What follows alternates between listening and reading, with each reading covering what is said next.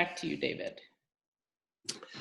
I want to briefly share with you the history of Recovery Café Longmont, because it's possible that some of you who are with us this afternoon don't know the history of the cafe. Central Longmont Presbyterian Church has a history in this community of identifying significant unmet needs and then working with other entities in the community to meet them. So if you live in the Longmont area or you know anything about Longmont, you might not be aware that, among other things, Central Longmont played a critical, pivotal role in starting the R Center and in starting St. Vrain Manor. So given the fact that we have a history of doing this kind of thing, it was a couple of years back that the leadership of the church felt that we had arrived at a point as a congregation where we were ready to take on another issue. And we put ourselves in the posture of just sort of discerning what it is that that would look like. And about the time we did that, one of the elders of the church, Lawson Drinkard, who is on the call, brought to our attention the work of an individual who you're going to be able to hear from today because we're so honored that she's with us, Killian. Lawson had a mutual connection with Killian through Wake Forest University. Lawson had a relationship with them, and Killian is a graduate of Wake Forest and had been featured in their magazine because she was receiving a Distinguished Alumnus Award from the university. And in the magazine, talking about Killian, it talked about the work that she was doing as the founder of Recovery Café in Seattle. And we began to think about the possibility of a Recovery Café in Longmont. We, that is the leadership of the church, all read Killian's book, Descent into Love, where she talks about the path that she walked in bringing Recovery Café in Seattle to fruition. And as we read the book and as we talked and as we explored the possibility of doing this, we recognized that this was something that we were really feeling called to do, because it addressed an issue which we as a family of faith had already been dealing with through the work that we were doing in acting as a warming center for the homeless population in Longmont. And that is that for a number of our homeless brothers and sisters who are dealing with addiction and are working at recovery, the big question of what happens on day 31, what do you do if you have spent 30 days in rehab and you then need to go back and attempt to continue your recovery? And Recovery Café was an answer to that question of what happens on day 31. So we decided that we would pursue the process of joining what is known as the Recovery Café Network, which is something I think you may hear more about in the time that we're together this afternoon. We applied to the network. We were accepted after a rigorous application process. And that's how Recovery Café started in Longmont. A couple of things I want to say that I think are really important for anybody who is coming to know about Recovery Café Longmont. Number one, the rigor of the application process for this to happen is such that we really felt like that we needed to have the expertise of an individual who had been down this road before. And we already had a relationship with Lisa Searchinger, who was then still acting as executive director of Hope, which is an outreach ministry, nonprofit here in Longmont to individuals who are homeless. And she worked with us in putting together the application. And in the process of doing that, she kind of caught the vision. And that's what began the road that led her to then becoming the executive director of Recovery Café. The other thing I think it's important to say is that even though Recovery Café was started by Central Longmont Presbyterian Church, it is not a ministry of the church. It was never intended to be a ministry of the church. It was intended to be its own standalone 501c3 nonprofit. And that's exactly what it is. So we are currently providing housing for the cafe. The cafe is housed in the church, but it is not a church ministry. No proselytizing, nothing like that. But it is a way for us to express our commitment to the importance of the work of this cafe in the community and the commitment we have to all people who may be in recovery from something. So in a nutshell, that's how Recovery Cafe came about here in Longmont. So Lisa, back to you. Thank you, David. And we are very, very grateful to Central for hosting us because during this time of uncertainty and COVID, we're very fortunate to not to have to pay rent. We are there rent free, so that keeps us afloat. So thank you. We serve people struggling with addiction, mental health, homelessness, and additional life challenges. We refer to the people we serve as members rather than clients, participants, or consumers. Membership means you belong to something. And for many of our members, they've never had the opportunity to belong to a community that truly cares about them. Our programming is designed to help people maintain recovery, reduce relapse, and fulfill potential. Our programs work toward connectivity and accountability is a new concept to some. Many members have never had the benefit of relationships that expected or believed good was possible for them. Accountability is being held to one's best self, being held to who we say we want to be and who we want to become. And connectivity is something that I really didn't fathom the importance of it until COVID hit. I mean, and I know human connection is important and we all need it, we all crave it. It's what makes us human. But until COVID forced us all to isolate, I really wasn't aware of the depth of the importance of human connection. And now we do, I say, it's a basic need. If Maslow could redo his hierarchy of needs, it should be there on the bottom. Maybe we should redo the hierarchy of needs ourselves. Isolation is just, it's a challenge for everyone.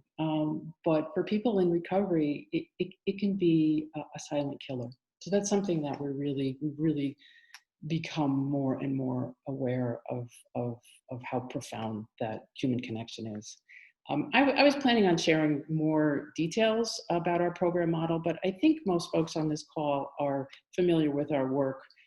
So in the interest of time, I think let's just save that for Q&A if anybody has specific questions about our program model.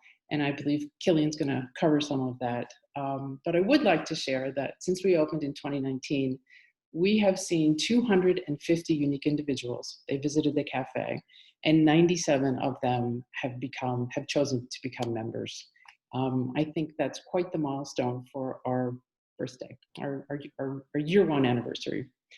And now I'll toss it back to David to introduce our very special guest.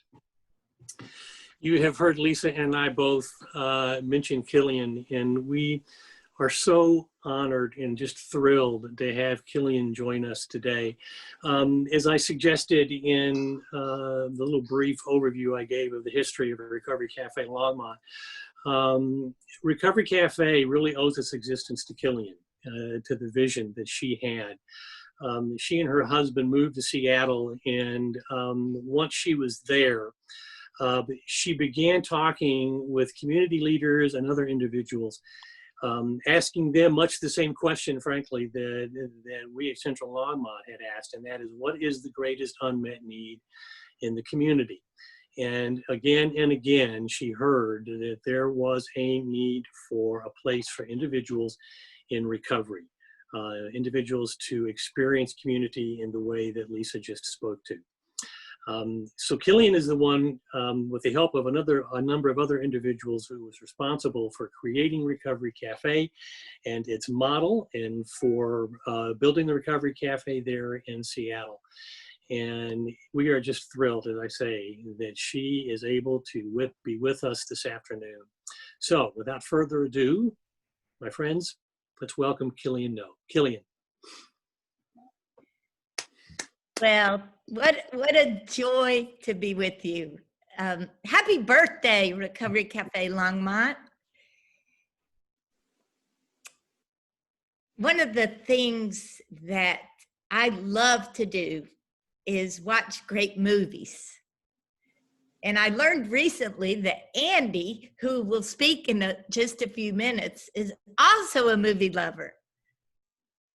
So Andy, I was delighted to see that Fareed Zakaria, in his most recent book, refers to the movie Lawrence of Arabia. And as some of you may recall, Lawrence of Arabia won Best Picture and 6 other Oscars in 1962.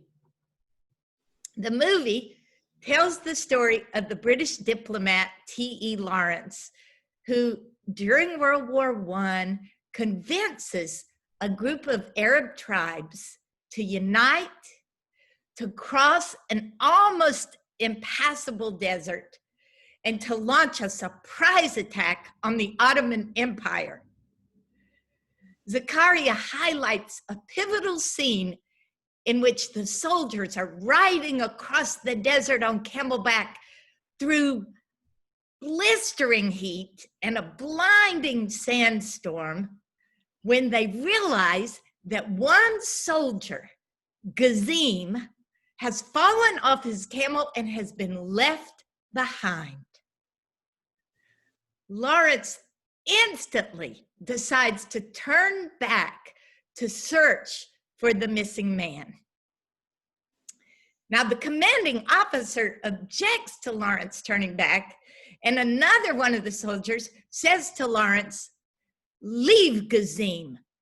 His time has come. It has all already been written." Lawrence snaps back. The story has not all been written.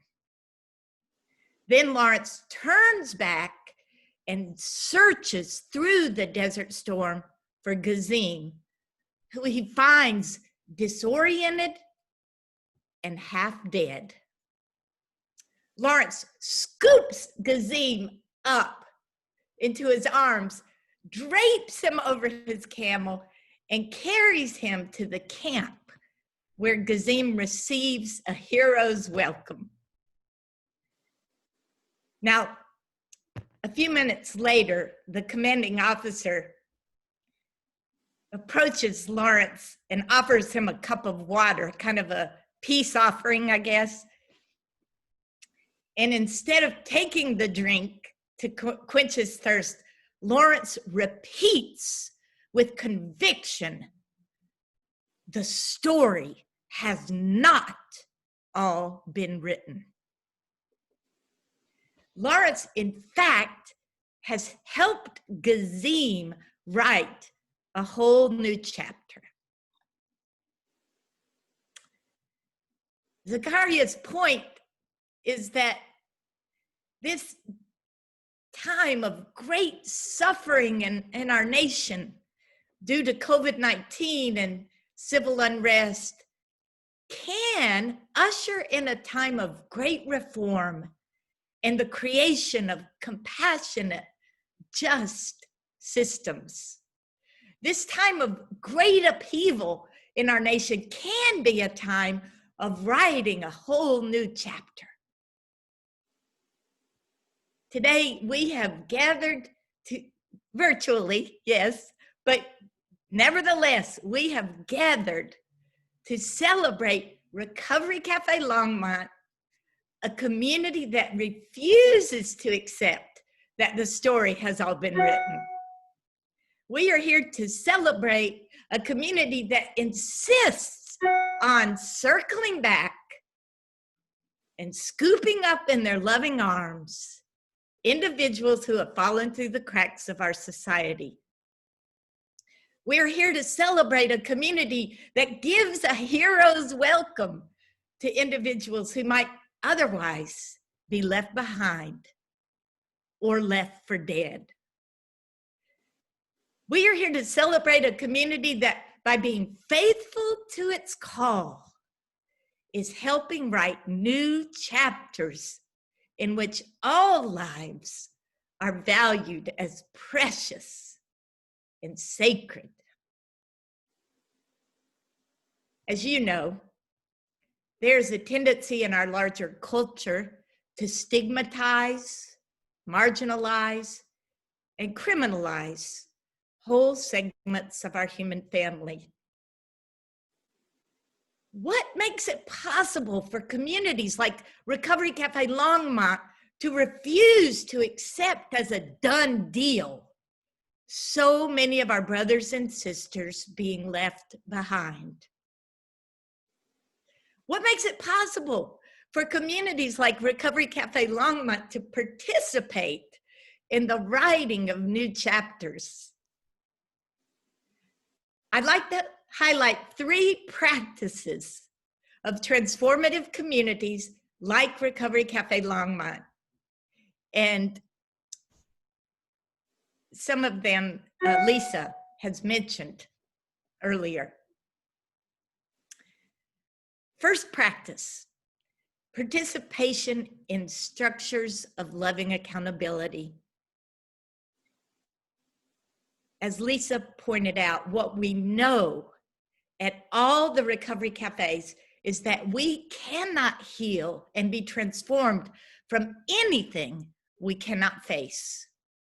And as Richard Rohr reminds us, what does not get transformed gets transmitted to the next generation and the next and the next. So we all need structures of loving accountability in which we can do our inner work.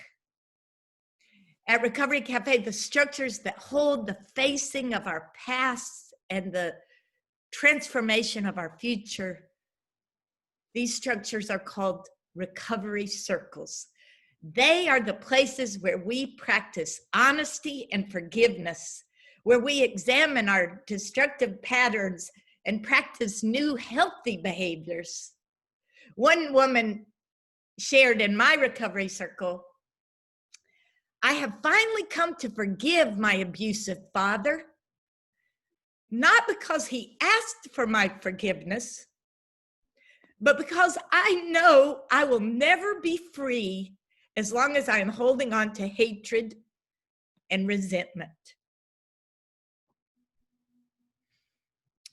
Perhaps it goes without saying, our nation needs recovery circles, or our own version of South Africa's Truth and Reconciliation Committees to help us face the truth of our racist past and the many ways that racism is embedded in our current institutions, systems, and assumptions. Another practice at the heart of Recovery Café Longmont and all the recovery cafes making up the Recovery Café Network is the practice of valuing everyone as a contributor. As Lisa pointed out, we call the members, not clients, because member connotes, the word member connotes belonging. At most social service agencies, individuals come to receive services, but at Recovery Café, everyone is expected to contribute, to receive and contribute. Many arrive at Recovery Café traumatized and simply seeking survival, and they quickly realize every single person is expected to contribute to the running of the cafe, as well as to the healing of others who make up the cafe community. At all the recovery cafes, we understand that there are multiple currencies. There's the currency of money, which of course we need to keep our doors open, but there's also the currency of time and presence, authenticity and story, compassion and commitment, and life experience, however painful that experience may have been. We honor and exchange all those currencies at the Recovery Cafes, and most notably, the currency of unconditional love. One of my favorite stories is Gordon, who is on this call, and I know you're going to love meeting him if you haven't already. As he knows, one morning, long before we were open for the day, a Seattle Recovery Cafe member was seen pressing her hands against our exterior brick building as if she were warming her hands by a fire. When asked if she was okay, she said, "I'm just trying to connect with the love that I feel when I am inside this place." Recovery Café Longmont is a place where staff, volunteers, members, and donors warm themselves by the fire of unconditional love. But this is not a sentimental Hallmark kind of love. Nothing against Hallmark. My mom, my 92-year-old mom is on this call, and she loves Hallmark movies, right, Mom? So nothing against Hallmark, but Recovery Café Longmont is part of a movement of unconditional love, helping to rescue and restore the soul of our nation. Some of us have come to view our participation in the Recovery Café communities as an act of nonviolent resistance to the forces of hatred, injustice, and exclusion. Which brings me to the final thing I wanted to mention, the third practice at the heart of the Recovery Café model. And Lisa alluded to this as well. We live in an age of isolation and loneliness, and our attempts to form authentic connection through social media do not feel our deepest longing for connection. Social media can actually increase isolation and loneliness. So our third practice, the third practice I wanted to mention, is a commitment to authentic connection. There's an understanding in our Recovery Café communities that all of us are recovering from something, or if we're not, we need to be. Whether we are recovering from substance use or some other mental health challenge, or from our need for control, approval, security, sensation, spending, whatever, the antidote is authentic connection. Whatever our life experience has been, we all need authentic connection with others, and at least one place where our gifts meet some real need beyond ourselves. We all need purpose beyond ourselves. We all need to discover what is ours to do in the world. That's how we build authentic connection, and that's how we build lives we are excited about living. This is not just theoretical. This is happening every day at Recovery Café Longmont and at the 20 other recovery cafes that make up the Recovery Café Network. I want to end by thanking you all again from the bottom of my heart for being part of this movement of healing, transformation, and resistance.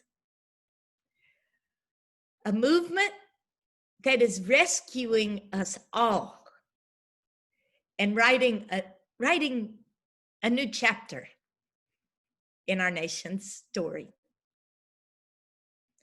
Thank you so much for having me with you. Thank you so much for listening.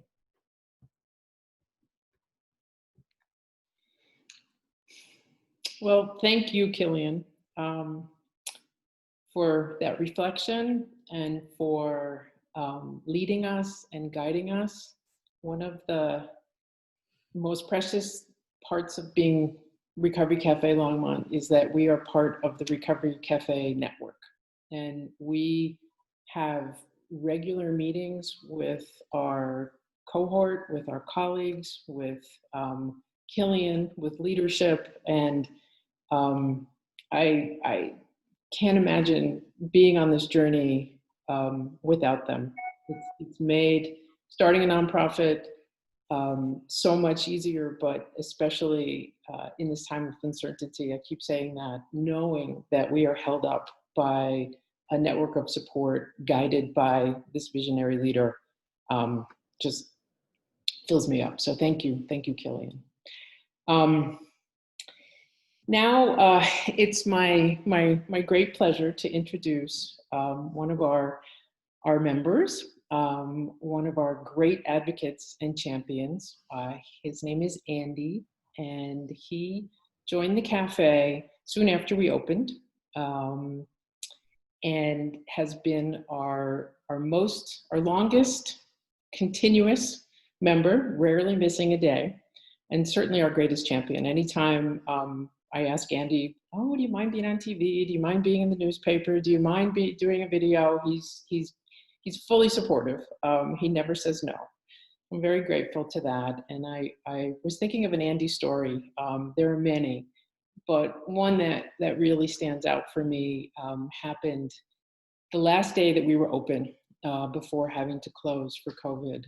It was Saturday, March 14th, and Saturdays are typically our busiest day. We were short-staffed. We were transitioning some program staff. So Rhonda and I were in the cafe holding the fort down. I believe Becky was there as well. And everybody was very tense. Everyone was on edge because the COVID tsunami was coming. And we knew we were probably going to have to close. And in fact, we did that next Tuesday. But it was the last day we were open for service. People were on edge. People were sick. People were coughing. People were sneezing. We didn't have masks. We were doing our best, and we knew that we were taking a risk. But it was important for us to be there. And of course, Andy was there. And I had just finished welcoming a new member, gone through it's called the new member introduction packet, and I can go into more detail about that if people want in the Q&A. And I said something that set him off. And I really don't remember what it was. I think it was something about housing possibilities. And he got very, very angry. He started yelling at me, throwing things around, and promptly stormed out. And it happened very quickly, but I was visibly shaken. And Andy was my hero. He just swooped in, and he started showing me videos on his phone, silly memes, playing music, until I just couldn't stop laughing. And I thought, okay, I feel better now. But no, he would not leave me. For the rest of the day, he was standing right next to me. I was in the front office, and he rescued me. And it just is a testament to his kindness and his compassion. And it meant so much to me that day, and it means so much to me to this day. And it's my pleasure now to introduce a video, but Andy is actually here virtually in the flesh. If you have questions for him, for me, for David, for Killian, we have a number of board members on the call and staff. So after the video, we'll look forward to answering some of your questions.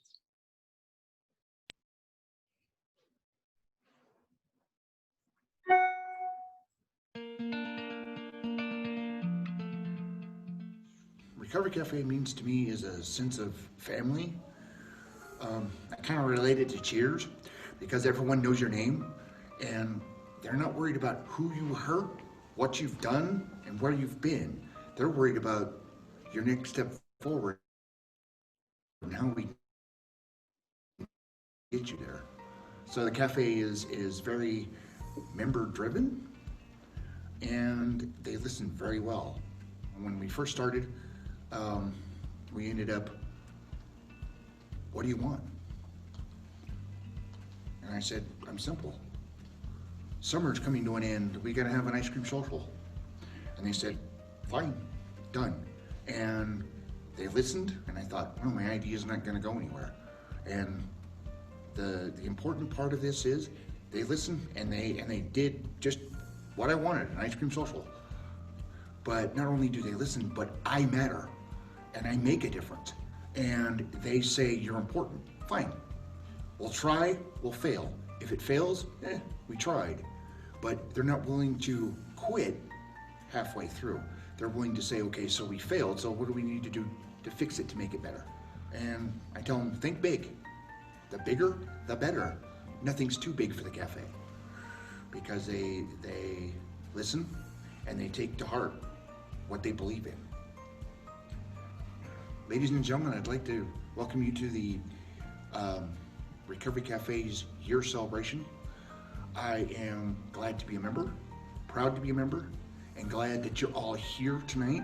I'd like to honor you all for helping get the project started, getting it off the ground, and making it what it is. I pray that we'll have many more years to come upon this one. Congratulations and thank you.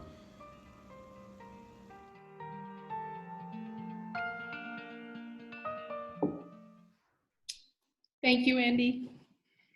All right, now we are ready for the Q&A.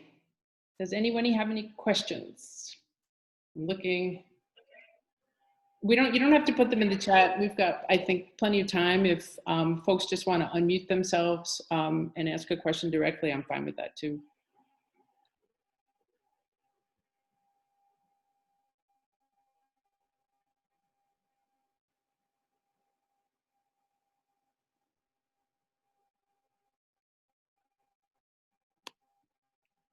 No questions? We can give you a half hour. I have really bad cell coverage here. Can you hear me? Yes. Hi, yes. Lisa, I have a question. Okay. Lisa, can you hear me? It's Deborah Simmons. Deborah, you're breaking up really badly, but if you text it to me. I have terrible cell coverage where I am. Can you text me your question? So my question is,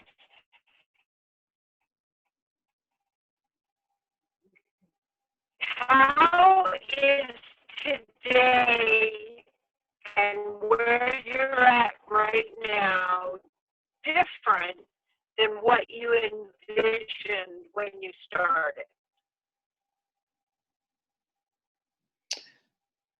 How is it different? Well, I think it's different mostly because of the restrictions due to COVID. Things have changed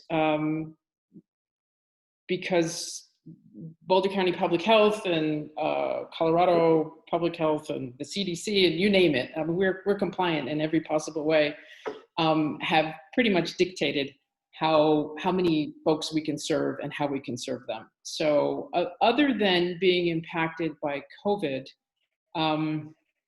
Yep, I'll do that.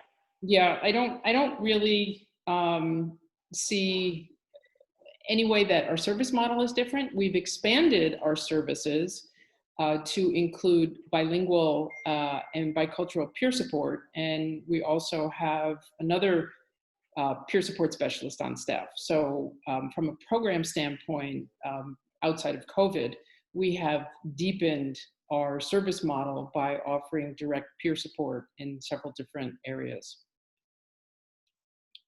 There is a question. There answered that one. Yes, we are having the question, COVID, are we having new folks coming in since we have reopened? Yes, we have new folks coming in all the time, showing interest and exploring our model. We have not yet reached capacity per public health guidelines, so we have opened up our services to anyone in the community. When we reopened in July, we tried to make it a reservation basis only, so we could keep our numbers to where we have to be compliant. But we're in a good place right now, and we have new people coming into the cafe all the time. Another question, here's one for Killian. What has been the impact on other programs in the network? Have they had to close like we did in Longmont?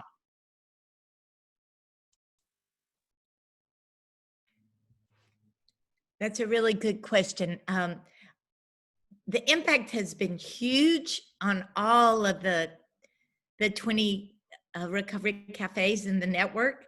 Some are now hosting in-person recovery circles. You know, I mentioned the recovery circles. Some are actually having fairly normal hours and fairly normal service, but I would say most are relying more in this time on what we're calling teleconnection support, recovery support, where we have one-on-one phone calls to all of our members and Zoom recovery circles, and then some in-person circles and resource days where people could come in and get connected to resources. And then there's a new thing that is emerging, and more we'll have more to tell about this by your second anniversary. But this new thing is what we're calling pop-up recovery cafes, where we just take a large tent to a park and host a recovery circle right there under the tent in the park, so that we could be outdoors and providing that connection and that support. I'm sure I left something out. I saw Ashley and Gordon are on the call, so feel free to chime in, Ashley and Gordon. Killian, another question for you is, how long has the Seattle Cafe been open? We're in our 16th year. That's wonderful. And another question, where do I find volunteer opportunities? Yes, Sandra, on the website. So anyone who's interested in volunteer opportunities, there is plenty of information on our website. And it's recoverycafelongmont.org. Does anyone have a question for Andy? Lisa, I have a question for Andy. Andy, can you recall in your long history with the cafe, what event has happened there that's been most meaningful to you, either in the cafe or because of the cafe?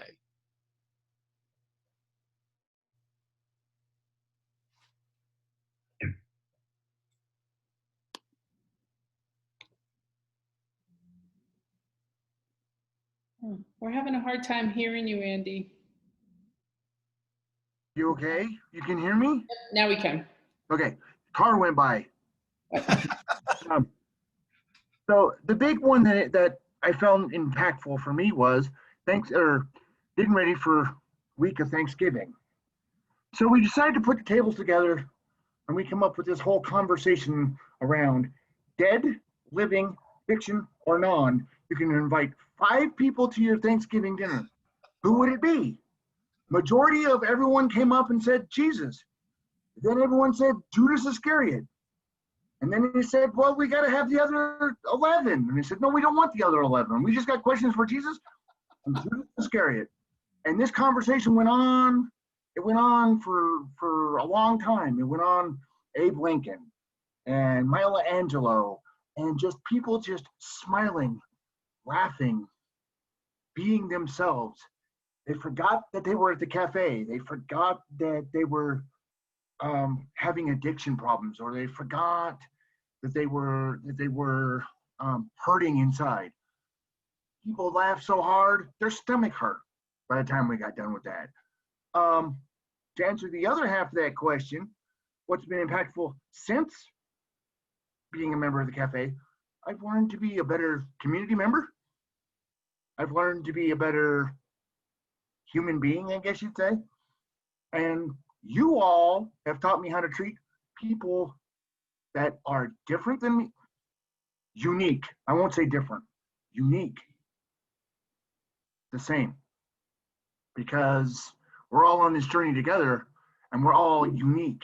And cafes opened my eyes to a lot of, I don't know where they're coming from. I don't know where they're at. But I got to treat them as a human being. Awesome. I have another question for you, Andy, from Deborah. What has been the most challenging aspect of the pandemic for you? I'm an AAer, and it sucks so bad that I have to do my home group this way. I have to do this whole group Zoom thing, and it's hard to do the in-person meetings because not everyone is trustworthy enough to give you a ride down to the meeting because they don't want to. Are you sick? Have you had your test? That's been really hard for me. Is virtual AA meetings. They're great, but I don't get to see everybody, and not the way I used to. Thank you. And I'll share that Andy has unselfishly volunteered to lead the AA meeting that we host before the cafe opens on Saturdays. So we make space for him to lead an AA meeting, and he's fully committed to that. So thank you, Andy. Question on what are our plans for finding a permanent facility for the cafe? I'll take a stab at that, but if any board member wants to jump in, please feel free to do so.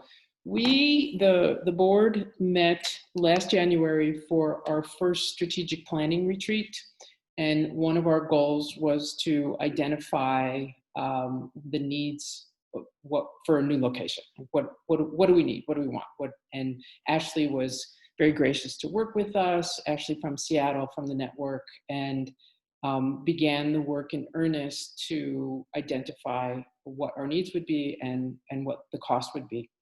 And then we all know what happened in March. So that work, the committee work, has been on hold since.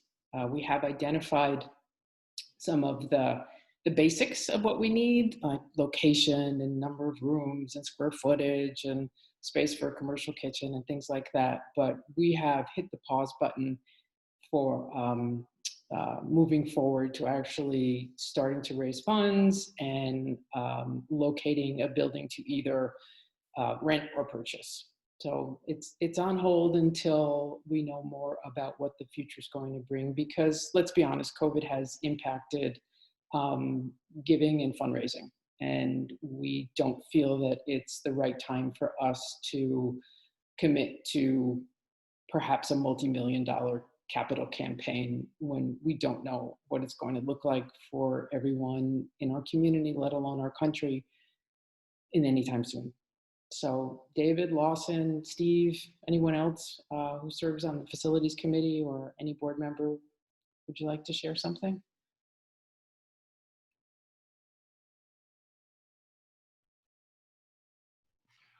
Lisa, I'll just say, we will find a place and it'll be at the right time. And we are keeping our eyes open because one never knows when the right thing might happen. And we're trying to be prudent in our understanding of how COVID is impacting us right this minute. So we're sort of continuing to keep this on the surface. Steve Cookett, who's on this call, is the chair of our facilities committee, and we've gathered a lot of great information, and I think we're ready to be ready when the time is right. Yeah, and all that shared, if anyone has a building they want to give us, we'll figure out how to build it out. I'll personally raise the funds for the renovation if somebody wants to give us a building. Well, I don't see any more questions in the chat. So if anyone wants to just chime in, we've got a few more minutes. Oh, here's another question for Killian. How did the cafe adjust to the difficulties in Seattle?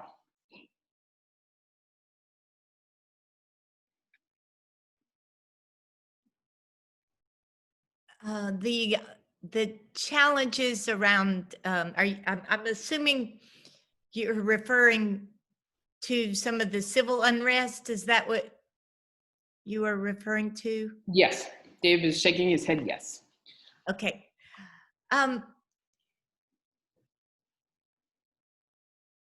You know, our recovery cafes just have kept doing what we're doing. We've just kept showing up, meeting the members where they are, and focusing on that. And although some of our members were impacted, I know one woman in my recovery circle lived very close to where some of the activity was taking place. And I'm referring to some of the activity that became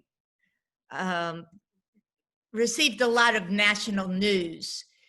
The most of what happened in Seattle, I just have to say, was beautiful nonviolent protest. People coming together from all different backgrounds and all different races, and saying, now is the time for us to live like we belong to each other. That is most of what happened in Seattle. And of course, what made the national news was the eruptions, the violent eruptions, which of course none of us in our recovery cafes are in favor of violence. So I don't know if that answered your question, but we are showing up and just trying to really embody the message that we all belong to each other. That's what's ours to do, I think. Thank you, Killian. All right, well, unless someone has another question, it's 5 minutes to the hour, and I'm sure folks are hungry. It's getting dark in Seattle, which I don't quite understand because you're an hour earlier than we are, but it's definitely dark outside your window, Killian. So thank you everyone for being here, and thank you for supporting our work, whether you're a volunteer, a donor, or both, or just someone who is an ambassador or champions our work. We could not do our work without you. You make our work possible. So thank you, thank you. Happy birthday to us, and thank you so much for being here to share in this celebration. Thank you all. Happy birthday, Longmont. Thank you. Thank you, Killian.